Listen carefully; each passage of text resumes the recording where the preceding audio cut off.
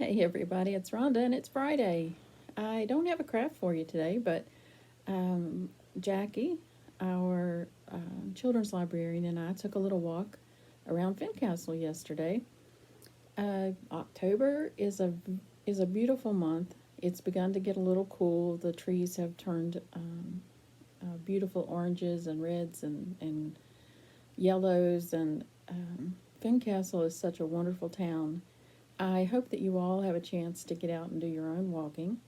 With our history here, and if you have any interest at all in history, sometimes, and especially in October, you begin to think about ghosts and ghost stories.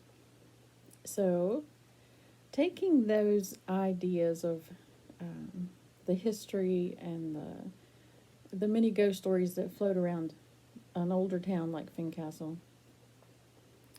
and my love for crafts and creating things, I found some apps that you can um, play with photos and add things to them. Now, I'm not saying anything about other people's photos. I'm sure that people have captured um, some interesting phenomena. What we captured is creative, and we had fun with the photo editing apps. So we would just wanted you to see some glimpses of our beautiful town today, and see if you can find some um, creative additions to our mini photos. Hopefully, I'll be back next week with the craft, and I want to continue with the lap quilts that we were going to make for our seniors for Christmas, because that time is coming up very quickly. We're at the end of October already, and we've only got like a month and a half. And usually, we try to get those gifts to angels, whether they're young angels or elderly angels, sometime early in December. So let's get those crocheting fingers and knitting fingers going, and we'll talk about that next Friday. Enjoy some photos and see what you might can spot.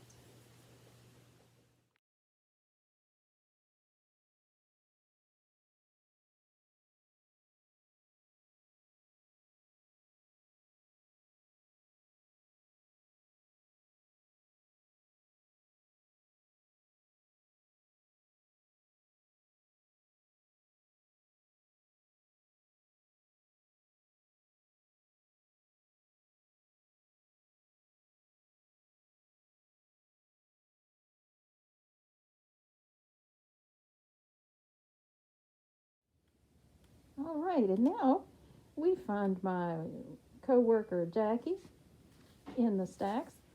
Oh my gosh, and she's looking at these wonderful books. What you got, Jackie? Well, we have books about ghosts of Virginia, and in particular, this book, Haunts of Virginia's Blue Ridge Highlands by Joe Tennis. This book is an excellent book if you're interested in ghosts of Virginia. There's a really good story in here about a ghost in Fincastle. It's the Figgets of Fincastle. Um, Let me Oh, get we to that saw their page. tombstone, didn't we? We did see their tombstone. They are buried in Godwin Cemetery. J.H.H. and Eliza Figgett were prominent residents of Fincastle. The Figgets of Fincastle, the story goes, or has gone for all these years, that the ghost in the house on Main Street is Eliza Figgett. Eliza was the wife of J.A.H. Figgett, who was a Civil War captain. He was a lawyer here in Fincastle, and he was the one of the founders of the Bank of Fincastle. After he died, he found himself, before his death, in financial difficulties, and the house was repossessed and sold on the courthouse steps. Oh gosh. His wife, Mrs. Figgett, had to buy her own home back, and she did, and she lived in that house for the rest of her life, but she became a recluse. So the story always was that the ghost was the ghost of Mrs. Spigot. But on talking to the owner, one of the owners of the house, Terry Tucker, she told me that now they're not so sure that it's just Mrs. Spigot. It may be Mr. Figgott as well. A few years ago, they had some investigators, ghost busters, if you will, who do this seriously, looking for ghosts in homes. They came to their home on 3 consecutive weekends and used really nice equipment, sound equipment and video equipment. And they did record the voice of a ghost, but it was a man's voice, and they also found orbs in the house indicating spirits. So that is one of our local ghost stories. Oh, wow. There are others. There's a story about a dog who visits the Kyle house, which was once the Bolton store. And there's also a story about a ghost in Buchanan on the other part, in the northern end of the county. You can find that story in the Ghost Stories of Virginia. Ooh. This is about a house in Buchanan that was lived in by the Reverend Thrasher. The Reverend Thrasher. Let me see if I can find that story. Well, these are fascinating. It is really cool. This happened in 1870. Reverend Thrasher wrote a letter to the Lexington Gazette, and in it he says, "For 5 days during the past week, the manifestations were frequent, varied, and violent. Brickbats, old bones, billets of wood, ears of corn, stones, and so on, were thrown against the house in the most unaccountable manner. And again, everything would be turned topsy-turvy in the parlor and the chambers without their being able to detect the agent." This went on for quite some time. Finally, the Thrashers moved out of the house and moved away from the area. I think I would too. Yeah, I do too. So if you are interested in local stories, local ghost stories, the Fincastle Library ghost story, or the Tucker House ghost story, the Kyle House story, you can find all those stories and more in the library. Now, I'm not so sure we have any information about the Kyle House. I've been looking for that, but I haven't been able to find that yet. But there are stories about those other 2 stories I told you about. We have a nice selection of ghost stories here in the library. And we have resources in our genealogy room that we can share with you. Maybe not in person just yet, but one day soon, or we can make copies for you. Oh, wonderful. Thank you, Miss Jackie. You're welcome. That was fun walk yesterday. It was a beautiful and walk we yesterday. want other people to go and enjoy it. That view from the top of that cemetery It's fabulous. is breathtaking. And when you get to the cemetery, you'll see all the old stones. The Figgott stone is really ornate. And that sent me to the stacks looking for something on gravestone art. We do have one book on gravestone art, but there's a ton of information online about that. It's fascinating. You can be your own detective and wow. find out what was on those stones and why it was there. Oh, and I'm sure there are meanings to all of those things. Oh, absolutely. Well, thank you, Jackie. You're welcome.